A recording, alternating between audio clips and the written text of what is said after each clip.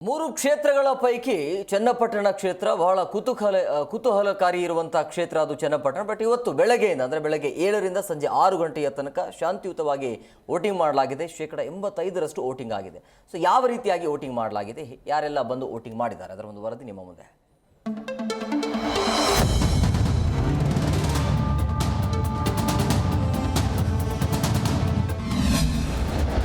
ಚನ್ನಪಟ್ಟಣದಲ್ಲಿ ಶಾಂತವಾಗಿ ನಡೆದ ಮತದಾನ. ಮತಪೆಟ್ಟಿಗೆಯಲ್ಲಿ ಭದ್ರವಾದ ಅಭ್ಯರ್ಥಿಗಳ ಭವಿಷ್ಯ. ನವೆಂಬರ್ 23ಕ್ಕೆ ನಡೆಯಲಿದೆ ಮತ ಎಣಿಕೆ ಕಾರ್ಯ. ಹೌದು, ಬಹು ನಿರೀಕ್ಷೆಯ 3 ವಿಧಾನಸಭಾ ಕ್ಷೇತ್ರಗಳಲ್ಲಿ ಒಂದಾದ ಚನ್ನಪಟ್ಟಣ ಉಪಚುನಾವಣೆಯ ಅಖಾಡಕ್ಕೆ ತೆರೆ ಬಿದ್ದಿದೆ. ಚನ್ನಪಟ್ಟಣವನ್ನ ತನ್ನ ತೆಕ್ಕೆಗೆ ತೆಗೆದುಕೊಳ್ಳಲು ಕಳೆದ 20 ದಿನಗಳಿಂದ 2 ಪಕ್ಷದ ನಾಯಕರು ನಾ ಮುಂದು ತಾ ಮುಂದು ಅಂತ ತೀವ್ರ ಪೈಪೋಟಿಗೆ ಬಿದ್ದು ಪ್ರಚಾರವನ್ನ ನಡೆಸಿದ್ರು. ಈಗ ಎಲ್ಲದಕ್ಕೂ ತೆರೆ ಬಿದ್ದಿದ್ದು ಇಬ್ಬರು ಅಭ್ಯರ್ಥಿಗಳ ಹಣೆ ಬರಹವನ್ನ ಕ್ಷೇತ್ರದ 2,30,000 ಮತದಾರರು ಭದ್ರವಾಗಿ ಮತಪಟ್ಟಿಗೆಯಲ್ಲಿ ಇರಿಸಿದ್ದಾರೆ. ಇನ್ನು ಬೆಳಗ್ಗೆಯಿಂದ ಆರಂಭವಾದ ಮತದಾನವನ್ನ ಕ್ಷೇತ್ರದ ಮತದಾರರು ಬಿರುಸಿನಿಂದ ಬಂದು ತಮ್ಮ ಹಕ್ಕನ್ನ ಚಲಾಯಿಸಿದ್ರು. ಇನ್ನು ವಯಸ್ಸಾದ ವೃದ್ಧೆಯರು ಕೂಡ ವೀಲ್ ಚೇರ್ನಲ್ಲಿ ಬಂದು ತಮ್ಮ ಹಕ್ಕನ್ನ ಚಲಾಯಿಸಿದ್ದಾರೆ.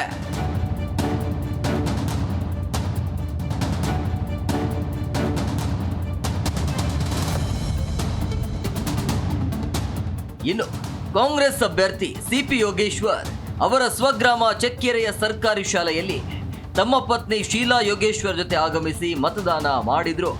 ಇದೇ ವೇಳೆ ಮಾಧ್ಯಮಗಳ ಜೊತೆ ಮಾತನಾಡಿದ ಕಾಂಗ್ರೆಸ್ ಅಭ್ಯರ್ಥಿ ಜನ ಬದಲಾವಣೆ ಬಯಸಿದ್ದಾರೆ, ಈ ಬಾರಿ ಗೆಲುವು ನಿಶ್ಚಿತ ಅಂತ ಗೆಲ್ಲುವ ವಿಶ್ವಾಸವನ್ನ ವ್ಯಕ್ತಪಡಿಸಿದ್ರು.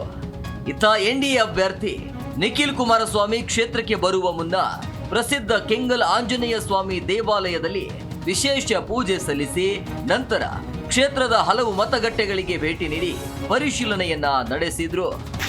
ಒಳ್ಳೆಯ ವಾತಾವರಣ,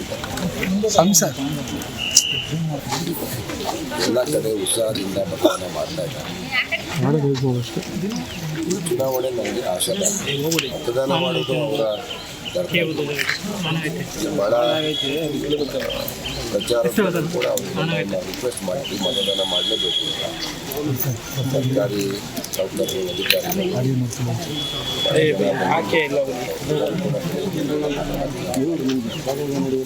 ಒಟ್ಟಾರೆಯಾಗಿ ಕ್ಷೇತ್ರದಲ್ಲಿ ಬಿರುಸಿನ ಮತದಾನ ಆಗಿದ್ದು ಇಬ್ಬರು ಅಭ್ಯರ್ಥಿಗಳ ಭವಿಷ್ಯ ಮತಪೆಟ್ಟಿಗೆಯಲ್ಲಿ ಭದ್ರವಾಗಿದೆ. ಇನ್ನು ಮತ ಎಣಿಕೆ ಕಾರ್ಯ 23ಕ್ಕೆ ನಡೆಯಲಿದೆ.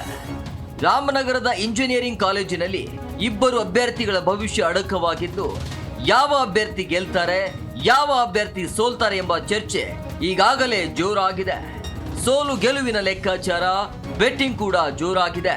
ಆದರೆ ಯಾರ ಕೊರಳಿಗೆ ಕ್ಷೇತ್ರದ ಮತದಾರ ಪ್ರಭುಗಳು ಹೂಮಾಲೆ ಹಾಕ್ತಾರೆ ಎಂಬುದನ್ನ ಕಾದು ನೋಡಬೇಕಿದೆ. ಅರಕೇಶ್ ಎಸ್, ರಾಮನಗರ.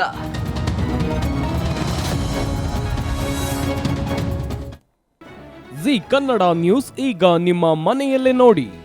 ಎಲ್ಲ ಕೇಬಲ್ಗಳಲ್ಲಿ ಈಗ ಲಭ್ಯ. ನಿಮ್ಮ ನೆಚ್ಚಿನ ಜಿ ಕನ್ನಡ ನ್ಯೂಸ್ ಈಗ ಸನ್ ಡೈರೆಕ್ಟ್ ನಲ್ಲಿ number 292, Tata Play number 1664, Jio TV number 1334, NXT digital number 30, in cable number 30, city networks 51, U digital number 162, GTPL number 17, Rockline telecommunications number 42, Shri Basaveshwara cable number 168, rural cable network 60, Vinayaka digital 57, Abhishek cable 821, city channel 53, Siddeshwara cable network 57, ವಿ4 digital infotech 628, Surya digital networks 53, Gajanan digital number 836, Malnad infotech private limited number 56, Metrocast number 830, victory digital number 167ರಲ್ಲಿ ನೋಡಿ ಆನಂದಿಸಿ.